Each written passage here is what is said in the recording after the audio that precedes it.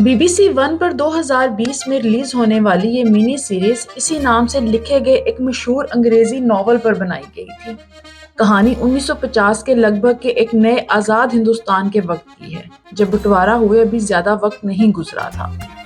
Series کی cost بہترین ہے، جس میں کئی مشہور لوگ مثلاً تبو، وجے ورما، رندیپ ہڈا، وجے راز، منوج پاہوا، رنویر شوری اور دوسرے کئی مشہور بھارتی اداکار ہیں۔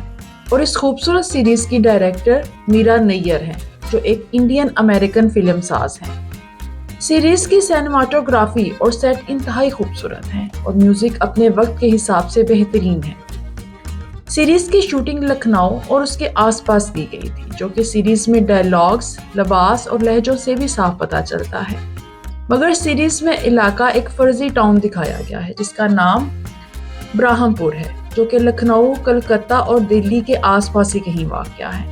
اس سیریز میں تب کے تھوڑے سیاسی حالات بھی دکھائے گئے، یعنی مسجدوں اور مندروں پر جھگڑے وغیرہ اور اس وقت زمینداری سسٹم کے خلاف جو آوازیں اٹھ رہی تھیں۔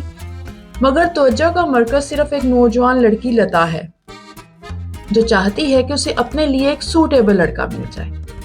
لتا کی ماں اس معاملے میں لتا سے زیادہ پریشان ہے، اس کا بھی یہی مشن ہے۔ لتا نوجوان، خوبصورت اور ایک یونیورسٹی اسٹوڈنٹ ہے، اور وہ ایک آزاد خیال، پراعتماد اور زندگی سے بھرپور ایک سویٹ لڑکی ہے۔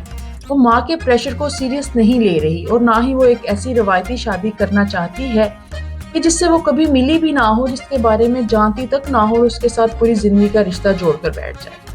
لتا کی فیملی ایک خوشحال فیملی ہے اور سب پڑھے لکھے تہذیب یافتہ لوگ ہیں، تو لتا کو فی الحال ایسا کوئی خطرہ بھی نہیں کہ اس کے ساتھ کوئی زبردستی کرے گا۔ اس سیریز میں کل 4 فیملیاں ہیں، جن کے آپس میں تعلقات اور معاملات دکھائے گئے۔ چاروں فیملیاں خوشحال اور تعلیم و تہذیب یافتہ ہیں۔ ہر فیملی میں کئی دلچسپ کردار ہیں جو آپ کو بور نہیں ہونے دیتے۔ سیریز میں اداکارہ تبو نے ایک طوائف کا کردار ادا کیا ہے، جن کا نام ہے سعیدہ بیگم، اور ان کو اکثر تقریبات میں گانے کے لیے بلایا جاتا ہے۔ اداکارہ تبو نے تو ہمیشہ لاجواب اداکاری ہی کی ہے۔ سیریز کی شروعات میں king George medical college Lucknow کو لتا کی یونیورسٹی دکھایا گیا ہے، جہاں وہ پڑھتی ہے۔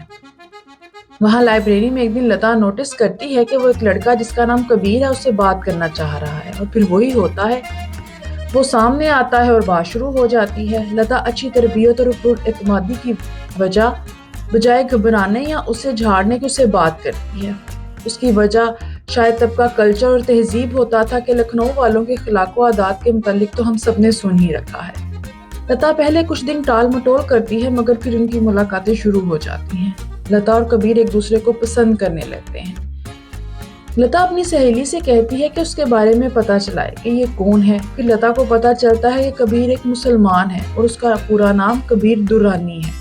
لتا اب پریشان ہے، اس کو صاف دکھائی دے رہا ہے کہ اگر کبیر مسلمان ہے تو پھر رشتے کو نہ گھر والے تسلیم کریں گے نہ معاشرہ۔ لتا کی ماں کی مسلسل کوششیں جاری ہیں کہ لتا کے لیے کوئی سوٹیبل لڑکا مل جائے۔ کہانی کہیں کہیں سے جین آسٹن کے مشہور ناول پرائیڈ اینڈ پریجوڈائس سے بھی ملتی جلتی ہے۔ اس میں بھی ایک ماں اپنی بیٹیوں کے لیے سوٹیبل لڑکے ڈھونڈ رہی ہے۔ اس ناول پر بھی 1995 میں BBC پر ایک بہت ہی خوبصورت سیریز پیش کی گئی تھی۔ اگر آپ دیکھنا چاہتے ہیں کہ 1950 کا وقت کیسا دکھتا تھا جب نئی نئی آزادی ملی تھی، تو یہ سیریز ضرور دیکھیں۔ اس کے سیٹ انتہائی خوبصورت ہیں۔ اس میں آپ کو تب کے لکھنؤ والوں کا کلچر، ان کی عادات، رسم و رواج اور ان کے میٹھے اخلاق بھی دیکھنے کو ملیں گے، اور ساتھ ساتھ کچھ سیاسی ہنگامے بھی دکھائی دیں گے۔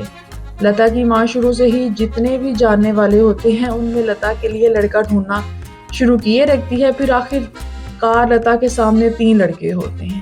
تینوں لڑکوں میں کوئی خرابی نہیں ہوتی، سب اچھے تعلیم یافتہ اور اچھے گھرانوں کے ہوتے ہیں۔